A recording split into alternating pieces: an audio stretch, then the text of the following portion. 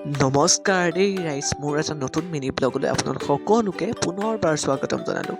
এয়া ৰাতিপুৱা হোৱাৰ লগে লগে পিঠিত বেগটো লৈ টাউনলৈ বুলি ওলাই দিলোঁ। টাউনত অলপ কাম আছিল, লগতে এজন ডাক্তৰকো দেখাবলৈ আছিল। ৰ'ব ডাক্তৰ মানে আপোনালোকে ভবা যেন নহয় আকৌ। ভিডিঅ'টো শেষলৈকে চাই থাকিলেহে গম পাব। এয়া আমি লাহে লাহে আহি ডাক্তৰজনৰ ওচৰত পালোঁহি। মই এইজন ডাক্তৰৰ কথাহে কৈছিলোঁ। কিছুদিনৰ পৰা মোৰ বাহনখন কিছু প্ৰব্লেম দি আছিল, সেয়েহে ডাক্তৰক দেখাই এটা ঠিক কৰি ল'লোঁ, মানে এটা ছাৰ্ভিচিং কৰাই ল'লোঁ। লগতে নিজেতো সদায় গা পা ধুই চাফ চিকুণ হৈ থাকোঁ, সেইবাবে মোৰ বাহনখন বাজি ধুই চিকচিকীয়া কৰি ল'লোঁ।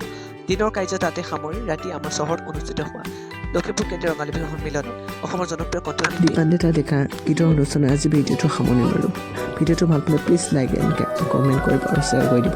আজিলৈ আহিছোঁ পুনৰ নতুন এটা ভিডিঅ' লগ পোৱাৰ আশাৰে আজিলৈ বিদায়।